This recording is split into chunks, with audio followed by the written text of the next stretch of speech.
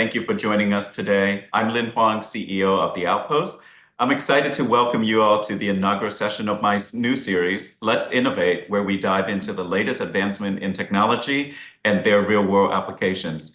In this series, we'll be exploring transformative technologies and the innovators behind them. Starting today with a discussion on AI and NLP, our guest is Igor Jablokov, founder of Pryon, and a true pioneer in AI and NLP, whose work has been instrumental in helping organizations to unlock the full potential of their unstructured content. Today, Igor will share insights into overcoming knowledge friction, a challenge many of us face in accessing and utilizing complex data. He'll also discuss Pryon's approach to transforming unstructured content into actionable knowledge across the business units, creating what he calls an enterprise knowledge cloud. By the end of this session, you'll have a clearer understanding of how AI-driven solutions can empower teams to access and leverage secure information efficiently and accurately. I am thrilled to have Igor kick off this series with us. So let's dive in and let's innovate. Great. Thank you, Igor, for being here, and over to you. Sure. Thanks, Lynn. And I'll go ahead and do some fun introductions on where we came from, where we're going, and how we view the style of AI-enhanced knowledge management platforms as a strategic asset. And then certainly I'm looking forward to our Q&A on the other side of it. Now, I think we can all agree that too many of us are putting AI on a pedestal. But in reality, it's nothing more than what people used to do with cave drawings and printing presses, universities, newspapers, and things of that sort. Because what's at the core is the fascination of trying to deliver tribal knowledge so our communities can make better decisions. That's what's really at the core of all of these style of technologies. The other thing that's frustrating about the modern era in AI is this phrase, right? If software is eating the world, AI is its teeth. That's nonsense, because a lot of the OGs were attracted to AI 20, 30 years ago for three dominant reasons. The first was to solve accessibility. My chief scientist at the time at IBM was a blind fellow. The second was to create safer user experiences. Think about all of you that were texting while driving before you had things like CarPlay and earlier systems in your vehicles. And the third reason was to bridge cultural divide with machine translation. So those were the original constructs that brought many of us into the field. Now, as already hinted, I started my career at IBM and ended up leading an advanced AI team there. This is from the 2002 timeframe and onwards. And we were working on these things in people's cars, early telematic systems prior to even Google Maps existing. Now, we knew that you were only buying a new car approximately every 7 years or so. So we wanted to essentially get it to leave that platform and permeate in things that were turning over much more rapidly. And so we started experimenting, putting these style of systems in Miami Children's Hospital, in places like college campuses and things of that sort, like, hey, where's the shuttle bus? Is the washer and dryer free, and things of that sort. And we even hit it in Epcot Center in Disney World to see some of these early AI assistants and speech recognition platforms, and to see how the true Imagineers, known as children, would react to these style of technologies. Then I get quoted in this Popular Mechanics article. What's something that I have that the rest of you didn't have yet? And I mentioned that I could talk to my television set. The problem is, in my frustration, they put on the cover America in 2025. Now you're thinking, hey, as a futurist, that you're just predicting what's going to happen over the course of the next year. But it's really hard for you to see on the bottom left that this article, this magazine actually came out in May of 2005 is when it came out. And so I knew that we were working on a secret project with Sony and Toshiba. And I said, hey, let's go ahead and put a microphone on it. And everybody laughed their heads off that nobody would allow a microphone in their house. The second year I said, hey, let's record it, audio here and then send it up to the cloud. Everybody laughed again, saying nobody's going to allow their voice to go somewhere they can't see. And the third year I said, hey, let's record it here and send it there, and we can answer any question any human being has about anything. By then, everybody was laughing that it was just a comical idea. And again, in less than 1 second, answering any question that any human had about anything appeared, so distant. That platform ended up becoming the PlayStation 3. And so in my frustration, I departed and stood up our last company.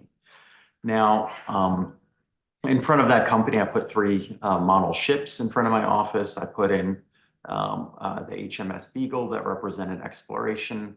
I put the HMS Victory that, the HMS,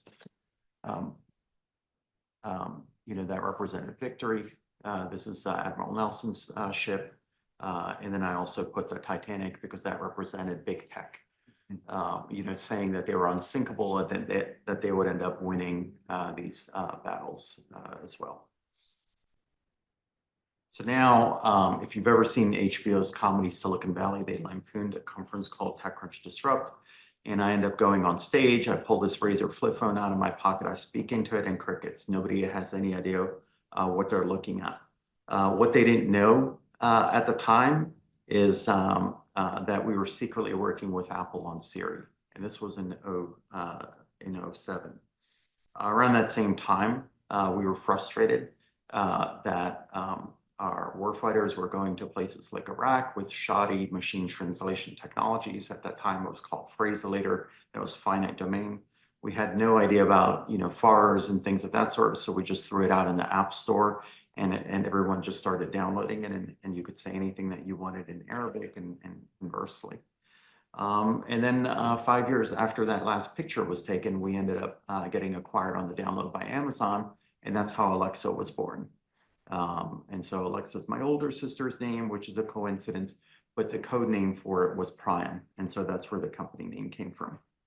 And then after that, I mean, the following year, we started saying, how come this doesn't exist in commercial or government agencies, right? If you mock up what a next generation presidential daily brief would look like, it would be all sources blended together in real time in order to give true decision advantage, and yet that didn't exist as a construct. And so here we are. We're in 2017 deciding to create this company and essentially catching our own football because we knew that you have a myriad of systems of record strewn about your organizations. SAP, ServiceNow, Salesforce, Documentum, and the like, SharePoint folders. You have audio, video, image, text, PowerPoint, PDF, Word file, web pages. These are all, with contracts and financial instruments and emergency procedures and regulatory information and resumes for rapid response teams, analyst reports, lessons learned, and like cable traffic. You try to solve it with web search, but that doesn't work for confidential or classified assets. Every app that you log in has a search bar. You type in keywords, it barfs out a list of links. Chatbots are fragile at scale because of entity intent modeling. And then if you try to piecemeal AI solutions, you're essentially building a kit car, like walking into an AutoZone, right? You're not building a Honda Accord or a Formula One racer. And so with all of these, and then Gen AI appears on the scene, but it has essentially 21 different problems associated with it, from hallucinations to supply chain attacks, prompt injection attacks, all manners of copyright issues associated with it as well. Now, as Lynn mentioned, we started thinking of solving this problem in backwards from the AI sprawl that now organizations are starting to experience. The first thing is when you think about these style of platforms, enterprise AI requires you to balance 4 different conditions: accuracy, scale, security, and speed. All right, so you need all 4 of these conditions for it to work.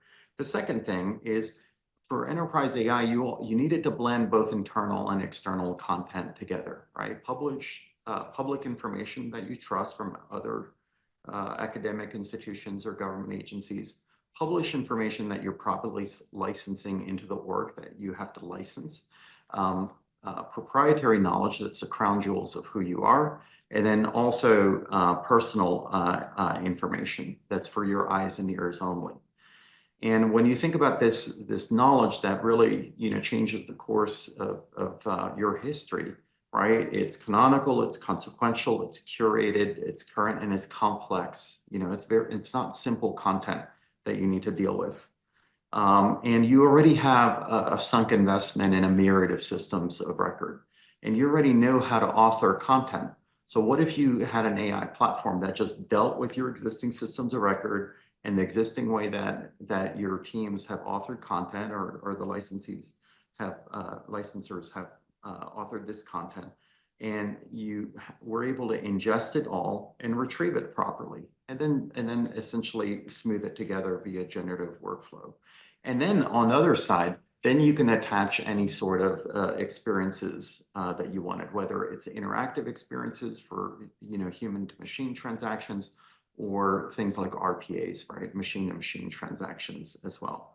That's what we foresaw. Is that every organization worth their salt would essentially have this knowledge cloud at their core. And that would essentially give them that strategic advantage. Now, when you think of such constructs, you may consider that it might be cumbersome, like a Databricks, Palantir, or Snowflake. But that's furthest from the truth, because we wanted to democratize access to this form of AI. And so, we hired UX folks from Apple, PMs from Google, and things of that sort. I think too much of the picks and shovel crowd are out there telling you to construct your own large language models or fine tune an open source model. And that's not normal, right? I mean, who actually knows how to do that? And I think that's their way of building a moat. But on our platform, we wanted it to be as easy as creating a Slack channel, right? On our platform, you hit the plus sign, give it a title. In this case, this is an HR specialist that needs a distributed employee handbook. And then you just point to one or more sources of unstructured knowledge, and it automatically creates it in front of your very eyes. Even if there's legacy content in there, it does OCR, handwriting recognition, cleanses the documents, changes orientations, and things of that sort, and automatically creates a collection, for that task and purpose. And that's it. On the other side, you can talk to it, you can type to it, it constructs an answer. But unlike some of these other platforms, when it reveals an answer, you can click on it and it opens up the exact page and highlights exactly where it learned it from. If it learned it from a video and audio stream, it'll drop you right to the time code where somebody starts answering the question. Now, what can you do with it? Well, in this example here, you can imagine a helicopter pilot flying at 8,000 feet, getting a bingo fuel indicator, and how long can they fly. They can tap on the answer card and it reveals a page in their technical documentation. In this case, you can imagine a 4-star that's never going to want to interact with the system, but at 0600, they can get a PowerPoint or PDF waiting for them in their Outlook that tells them the state of a world or an airbase or a particular research area that they're tracking as well. And they didn't have to do anything special, based on what the Knowledge Cloud has in terms of those activities at that moment in time. It'll construct it for them, and it'll just be sitting there, waiting for them as well, with proper source method attribution, vis-a-vis these citations. In this example, you can imagine an analyst accessing a knowledge cloud while they're constructing a report. It could be anything, lessons learned content, stuff from their academic partners and things of that sort. And it's essentially generating that response and pushing it into a Microsoft Word document. One of the things that we've seen is a lot of folks have been trying to construct their own retrieval augmented generation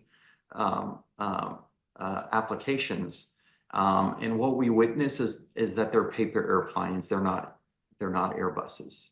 What's depicted on the screen right now is what's actually behind the scenes, at Pryon in order, to essentially operate this Swiss watch behind the scenes. Because what it actually is doing is, as the documentation is coming in, it's ripping it apart into visual semantic units that actually leads to much higher accuracy retrieval, higher accuracy OCR handwriting recognition, it automatically cleanses these documents of things like table of content and endnotes, higher accuracy machine translation, and as already mentioned, a lot of cleansing that ends up happening. And it can even tell you if any of the prompts that you drop are out of domain, and that's an indicator for essentially dropping in a missing piece of tribal knowledge, a missing document, a missing source, or it can also work in reverse. Let's say there was a SharePoint that was feeding something for for emergency procedures like active shooter or chemical spills and things of that sort, but a summer intern moved or deleted a bunch of content. Remember, this isn't 100 documents. At scale, these knowledge clouds, could have millions, if not tens of millions, if not, hundreds of millions or billions of pages in them as well. And how will you ever know that there's always a connection between your systems of record and the AI, or that people haven't moved or deleted a bunch of content as well? This thing will actually warn you when it drops out of domain. The other thing is, there's a prevalence and fetishization, shall we say, of open source technologies. And I think they're great proofs of concept, but the proprietary approach, algorithmically can unlock, greater accuracy, because you have to do retrieval before you do generative smoothing. That's why we constructed our own algorithms for such things as well. In this depiction, you see that we're more than twice as accurate, for revealing the first ranked answer. And that's important, before you do the generative step. And then in the generative step, what's also important is not only achieving high accuracy, but also being energy efficient. Energy efficiency allows you to get to on-premise deployments if necessary. Obviously lowers your GPU expense in a public cloud or private cloud setting, but it also allows you greater scale as well. So we've always been trying to balance accuracy and scale. These constructs are not theoretical.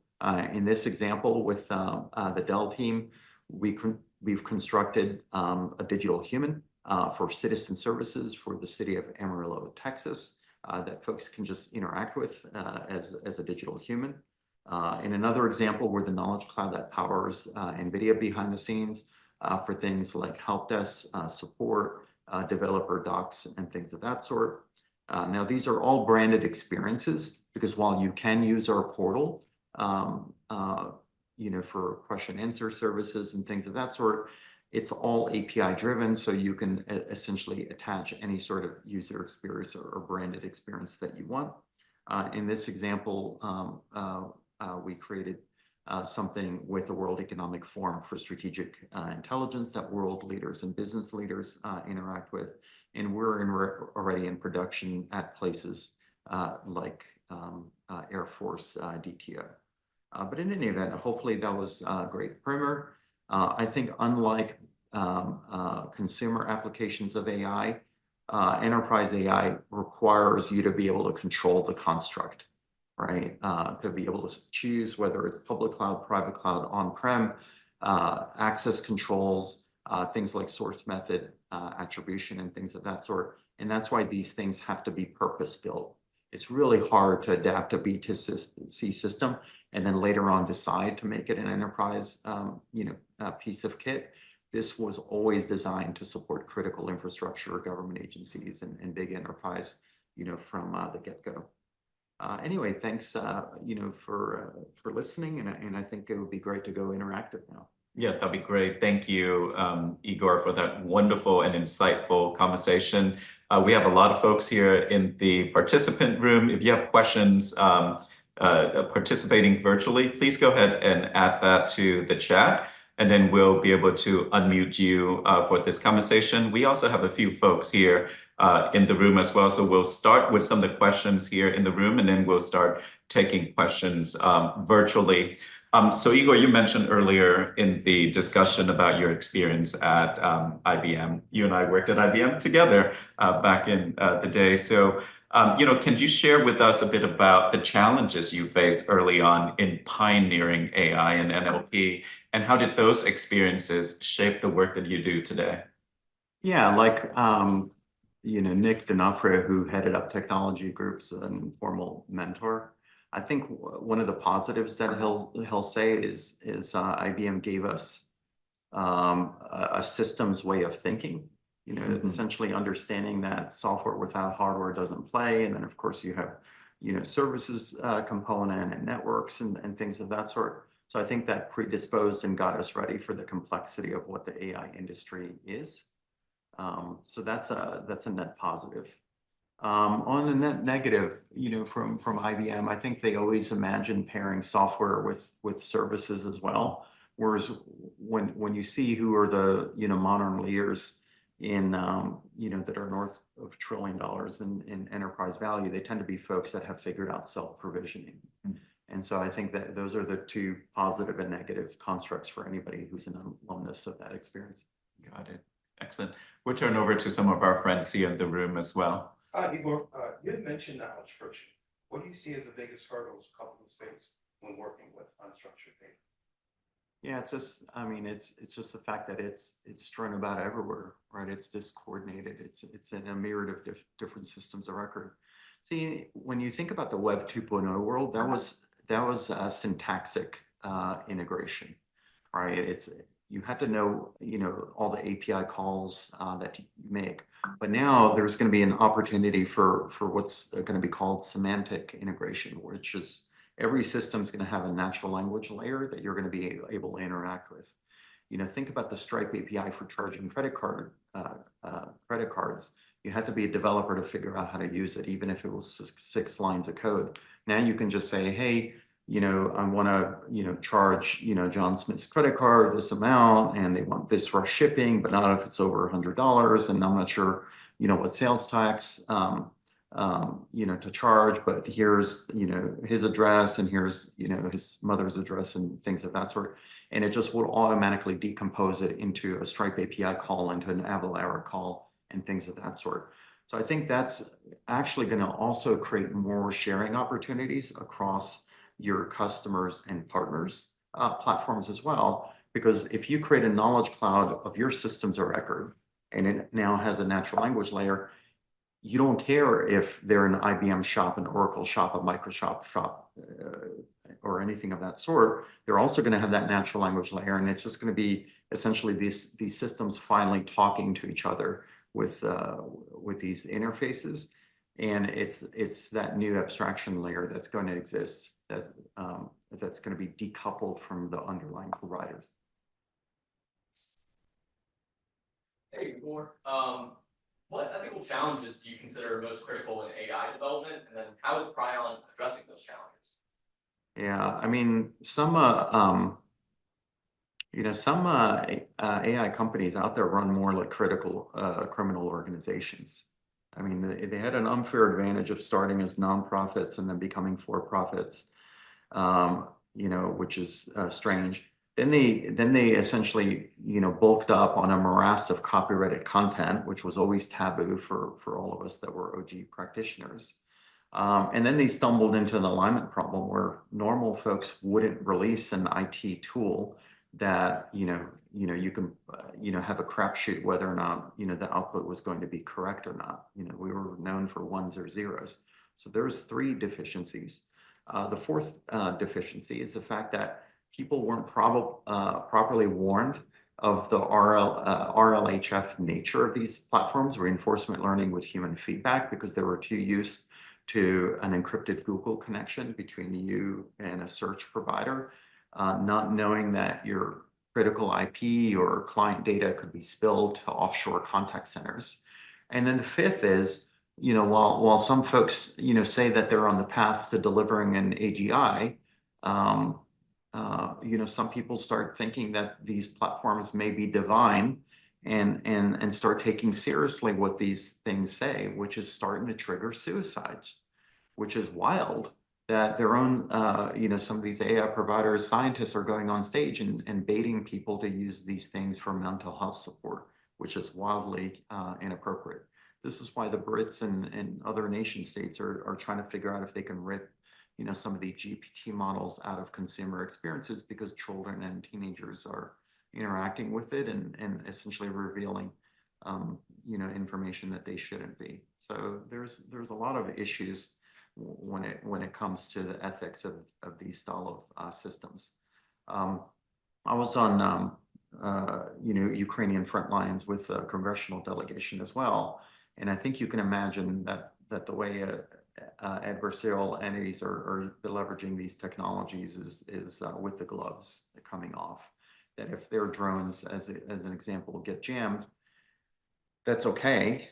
From their part, they just switch to an alternate law mode where the instructions to the drone are to drop on the next human that it sees. Now, parse that carefully. It'll drop on the next human that it sees, irrespective of whether it's a Russian soldier, North Korean soldier, Ukrainian soldier, or a civilian of some form or fashion. And so, I was one of the last to hear Kissinger publicly talk about, the compare and contrast of past treaties and what will need to happen with AI if it's even practical.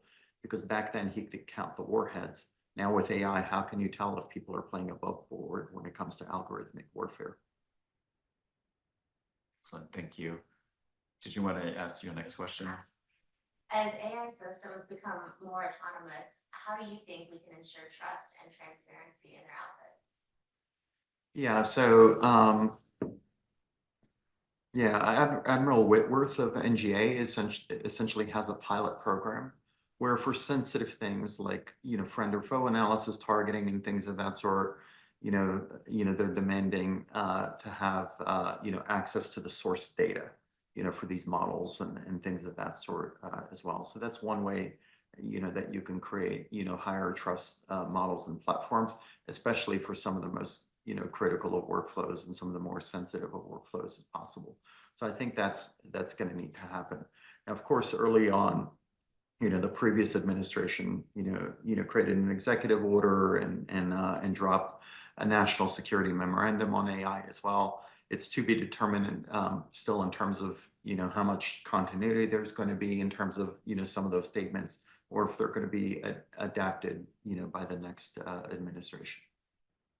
Excellent, thank you. I'm going to take an anonymous questions here on our chat for non-technical folks, including myself here. What would you recommend as the best on-ramp for begin learning AI for business applications? Oh, I would say there's a great primer written by Michael Kanan called T-AI.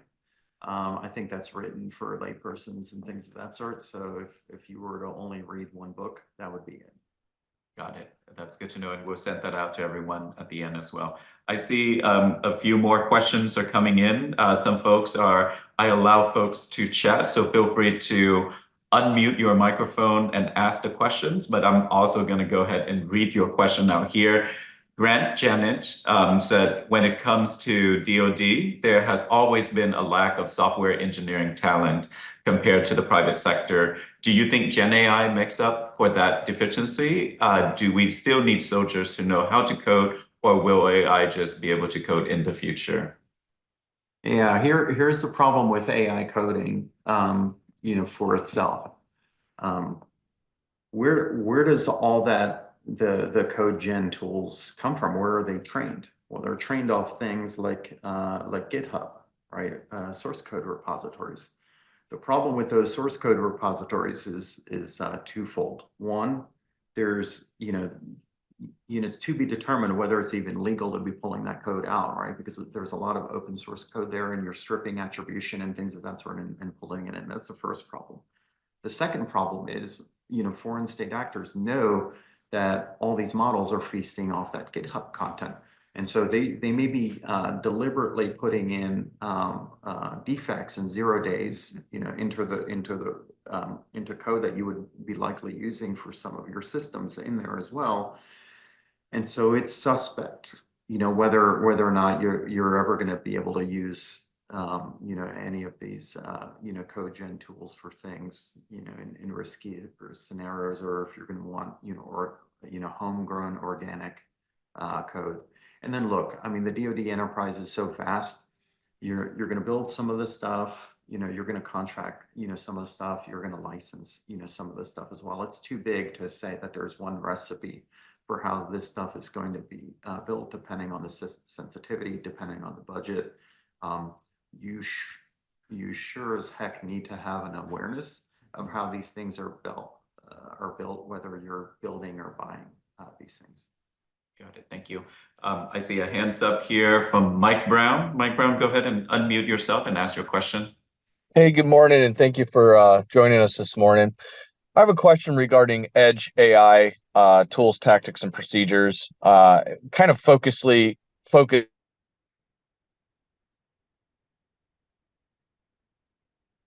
right, Mike, go ahead and try that again.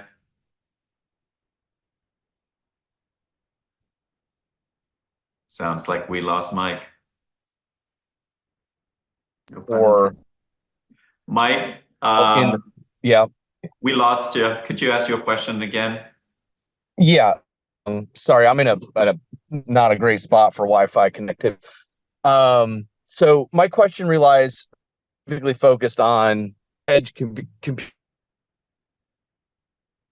Yeah, it's not. Maybe he can type this question. Yeah, go ahead and type your questions. But while you're typing your questions, Mike, I'm going to take the next one. Go ahead and mute yourself. This question comes from Christian Kaman in the Q&A. Christian type, what is your perspective on the role and evolution of AI agent in post-quantum world? Yeah. Well, you're not going to get AGI without it. Right. So, I mean, if you think about quantum computing, it more mimics essentially the biology that we have, because, people think our consciousness could come from these tubes that are in their heads that, created with the creation or collapse of superposition. And so, the real AGI where everybody's imagining something that's conscious and self-aware is going to require, that hardware change. But, there's a lot of damage that you can do ahead of that. Excellent. I'm looking for some additional questions here from folks in the room. Go ahead and raise your hand while folks are bringing up some questions. What advice do you give to companies who are struggling to get actionable insights from unstructured data using AI? Well, I mean, let me ask you this question. If I asked you whether or not you had a non-disclosure agreement signed with Pryon, with us, the answer already appeared in your head. You already knew the answer. And yet there was no DocuSign license or Salesforce license in your head, right? Somehow you have all these contradictory things and these messy things in your head, audio, video, image, taxes in there, stuff from various educators, stuff from folks that you don't agree with. And yet, even with all of those contradictions and the multimodal neurons that are there, you're still able to get, to a precise answer. So I think the future state of systems of record is that there won't be systems of record. You'll have raw collections coming into one area, and then at the split second that you need some sort of result, you'll drop a prompt and it'll automatically compute whatever you need at that moment in time as well. And so I think that's the direction that you'll go. And for you to wrap your mind on whether that's even plausible or not, I was once asked what the future of speech recognition was. And I answered, to their surprise, you not saying anything. You speaking will become an exception, whether you're interacting with Alexa or Siri, because what you're going to expect at a certain point in time is that these endpoints automatically bring us everything that we need, right? Water when we need it, the right food that we eat. It'll change menus to just the stuff that we should be ordering based on, nutritional needs of the day and things of that sort. And so these things will become, exceptions rather than the rule. Got it. I see Mike Grimes has a question. Mike Grimes, you want to go ahead and unmute and ask your question? Yes, with the issue around AI model scaling and it slowing down, what do you think the next thing is going to be that's going to improve models without just adding more data? Yeah, so obviously, those of us, people always ask for the paradoxes. They're like, well, wait a minute, why is your model good if you're not stealing copyrighted content? Well, because we know how to make synthetic data, right? So synthetic data is on the path to doing so as well.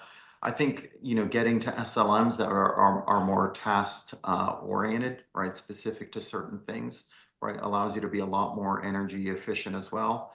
And that's how you're going to get it to edge devices as well, too. All right, and they're going to be a lot easier to police as well because it's easier to tell what influences are there. Now, everybody else is getting baited into what? Hey, let's spend $100 million to train a model. Why? In order to see some emergent function. Like what? Well, the AI lying. Great. Now let's spend $1 billion. Why? In order to see emergent functions before our adversaries get there. Great. Why? So we can find emergent functions where it starts imagining certain things. Okay. Now, nation states are getting baited to, hey, spend $1 trillion, in order to construct these models. So it just becomes larger and larger versions of glorified autocomplete, and they don't even know what they're going to discover because they're all thinking that there's going to be certain emergent functions, like it's going to magically learn how to do math or discover, as Sam Altman says, physics, that we could never, envision before. But you know what? That's like a chicken wanting, to create humans in order to discover the laws of relativity, right? Theory of relativity. Next thing you know, it's a Chick-fil-A sandwich. So thank you. Are there any ones who want to ask a question at this time? Go ahead and raise your hand. I'll go ahead and pull one up here for you.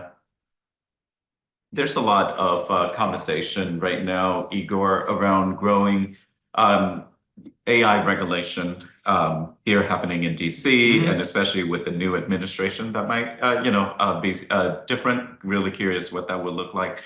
What kind of regulatory frameworks do you think are necessary for responsible development of AI? Yeah, I think in some ways, a lot of these things have already left the station. Mm-hmm. And everybody was getting warned about this, 2+ years ago, right? When when we were saying, hey, let's not have a repeat of social media. Now, as I interact with, state attorney generals and things of that sort, they're like, hey, how do we keep these technologies from being used to bully, children and teenagers? Hey, how do we, what type of legal constructs do we need to put in place in order to now allow people to essentially create false voice patterns that would be, attacking senior citizens and things of that sort as well. 30% of social media is all, synthetic, from, nation states that are trying to affect electoral outcomes and things of that sort. We already saw, fictitious images that people thought were real that went viral, right? Like the picture of the kid holding a puppy, in Western, North Carolina, post floods. And so these things look so real. And of course, Adobe and their peers are trying to put, the appropriate, imprints on synthetically generated content so you can tell that it's false. but bad actors aren't going to be using any of those indicators. So how can you tell if it's real or not when you can create, the perfect newspaper articles that look like they're from certain authors, or pictures, videos, and things of that sort? Frankly, we need to have stricter laws on not using these style of technologies, for political campaigns and things of that sort. So there's a lot of low-hanging fruit. Got it. Thank you. It'll be interesting to see what the new administration would do around AI, and I'm sure you'll be part of the discussions in putting together those regulatory framework. I see a couple of additional hands here. I see Marty. Do you want to go ahead and unmute and ask your question? Yes. Hi, good morning, Igor. As a founder who's been through multiple tech waves, how do you foster a culture of innovation at Pryon? I don't know. I mean, there's been some debate in Silicon Valley between founder mode and manager mode in some ways.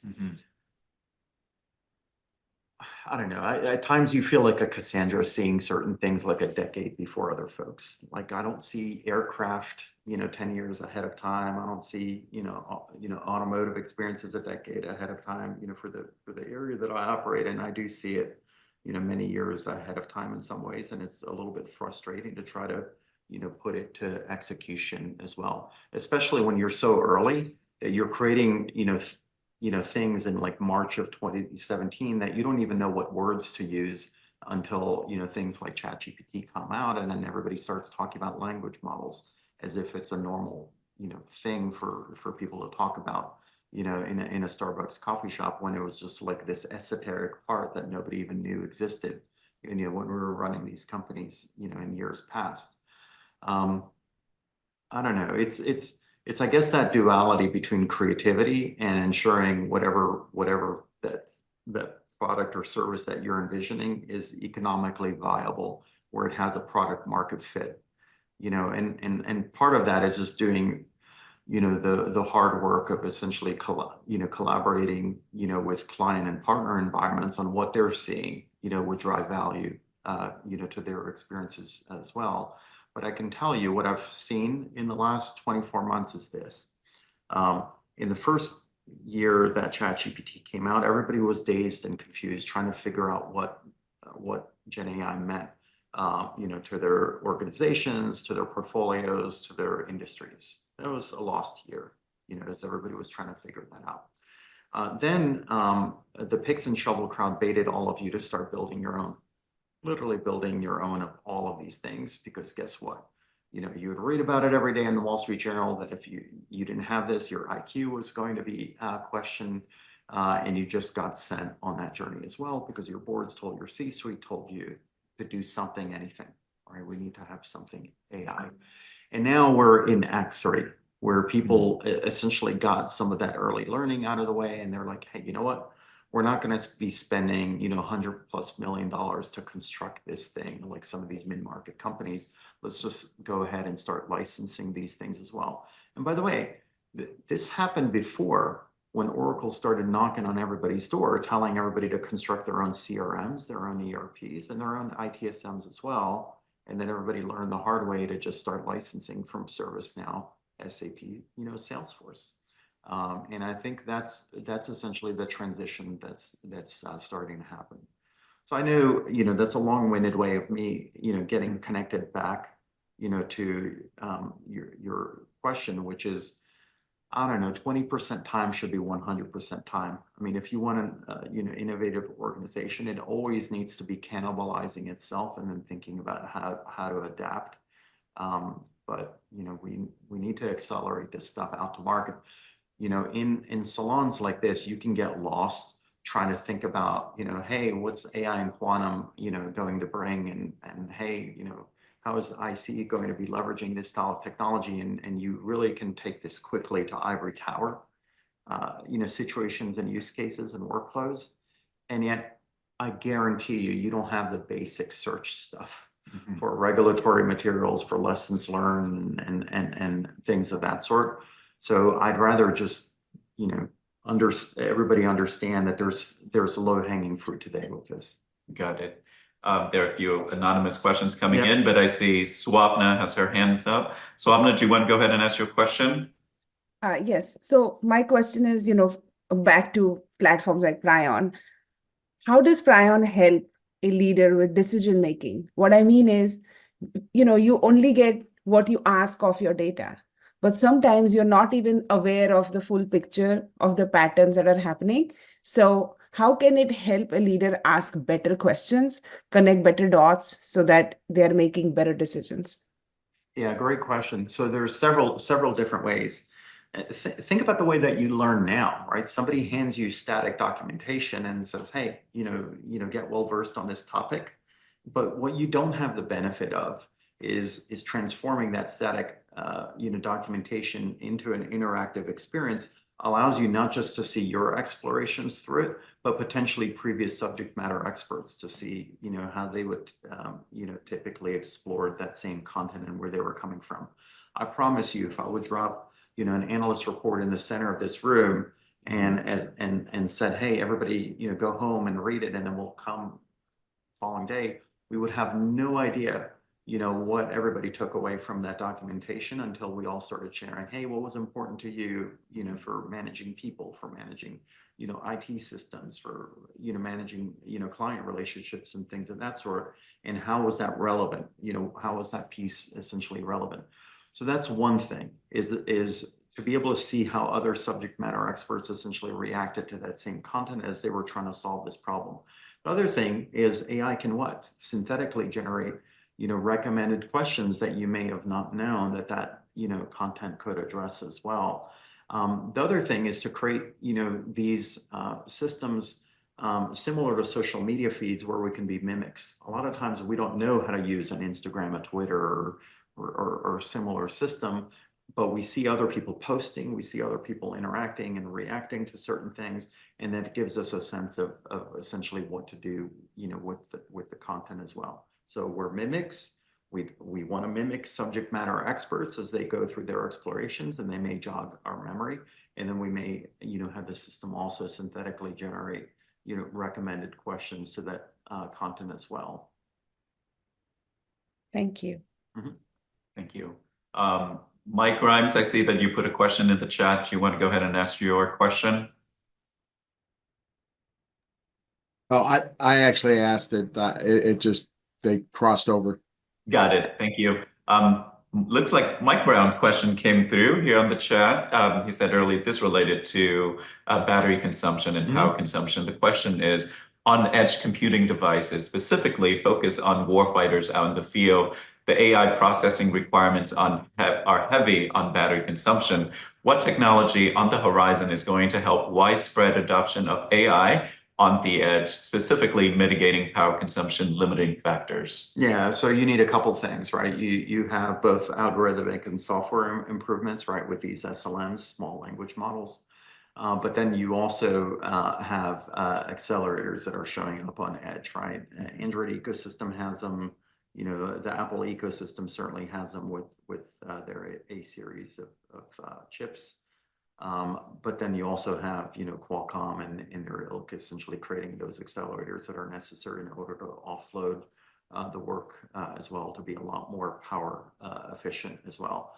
And then these hybrid approaches where, if you're in disconnected territory and things of that sort, you should be able to essentially do something, potentially at lower resolutions. But then the minute that you get, and have reception, right, network reception, then potentially you can access, much larger model remotely as necessary as well. And the handoff between, edge and cloud should be very graceful. Got it. Thank you. There's an interesting question here by an anonymous attendee. I'll read it to you if you want to answer. What are the best positioned publicly traded companies that are poised to win as AI become more and more ubiquitous? Yeah, I mean, a lot of them out there, aren't necessarily, pure play software companies. I mean, there's the normal ones like C3 AI and Palantir and things of that sort, but there's a lot of professional services associated with their platforms and things of that sort. Obviously, we all know that the hardware companies, right, the Dells, because of repatriation to, from cloud, to on-prem, I mean, you saw, Super Micros, right, as another example, the HPs, and then certainly all the folks making accelerators, right, whether it's NVIDIA being the obvious one, but AMD, Intel with the Gaudi line and things of that sort. So those are a lot of the plays. I don't know, am I being asked for a stock tip? Is that why we're talking just publicly traded? Yeah. Some of the more interesting stuff's happening on the privately, traded stuff that's still being supported by, venture capitalists, private equity firms and things of that sort as well. And that's why, we're delighted to be part of the USIT portfolio, which is a dual use fund. Check out their portfolio and you're going to see some interesting things like inaugural, Scale AI, and ourselves. Sure. Excellent. I'm going to go ahead and ask one final question, just kind of bring us all back together. So Igor, looking forward, how do you envision the role of AI and NLP in creating a more cohesive enterprise knowledge cloud? And what impact could this have on organizational efficiency? Yeah, I mean, for me, like I said, similar to that hybrid approach, I want a system that gracefully switches between edge, private cloud, and public cloud. It should still work without access to AI accelerators, right? So if we do have a low energy state, some sort of risk associated with accelerators and things of that sort, the AI should still work, at scale. I do think it needs to be a blend of internal and external knowledge. I do believe that you should be able to, share, your knowledge cloud with other peer organizations or partners and things of that sort as well. I do believe that it should all be zero trust security. So it should automatically, temper what it can show you versus me. And that should also be situational. If you're at your headquarters, it'll show you more. If you're at the airport, it'll automatically show you less. It should be able to deal with multimodal constructs in terms of, different modes in. It should deal with multimodal outputs. Sometimes, depicting an answer as a picture makes more sense. That other times it'll be an audio stream, especially if you're in vehicle. So I'm really thinking of it more as an organic platform, but at the center is that knowledge cloud. And then it automatically changes based on authorities, based on, capabilities and energy and network viability and what have you, and just does it, and meets us at human scale, meaning it's making all those decisions for us. Now, where this is going to go at some point is this. Think about the dawn of digital music, right? It was just the nerderati that knew how to rip music or steal from Napster. Right. And so it was just, things that relatively few people used. And yet once Apple, Spotify, and their ilk, figured out how to properly license music or, how to get you unlimited streaming, then it took off and everybody had an account, whether it was with Apple Music, Spotify, or others. The same thing's going to happen here. Right now, you have knowledge is siloed, both in your organizations and through the places where data is sold. But there is eventually going to be a construct as an app store of knowledge, and it's eventually going to get down to an individual level where there's no reason why the AI industry needs to start selling us on this vision of UBI that sounds almost like universal basic income, that almost sounds like communism, when instead it can actually shift to something that looks more like venture capital, where the minute that you retire from a service, an agency, or public company that you work for, why can't you get residual income for the rest of your life, similar to actors and musicians getting residual income? If some form of tribal knowledge that you've contributed in decades past is relevant to a current mission area as well.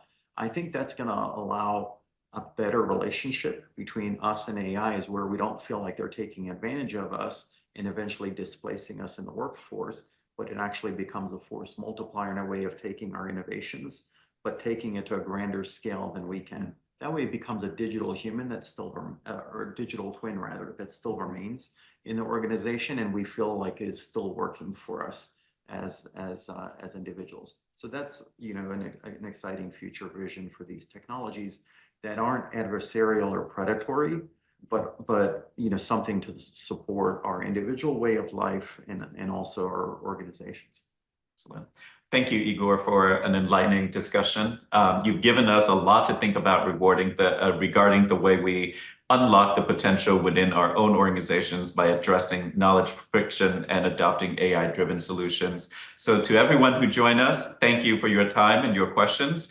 And we hope this webinar has sparked new ideas on how you can harness your organization unstructured content to drive greater values and efficiency. So stay tuned for future Let's Innovate series as we continue to explore the latest advancement in technology and their real-world application. So thank you. Have a great day. And especially to our guest, Igor, thank you for sharing your knowledge and your insight with us.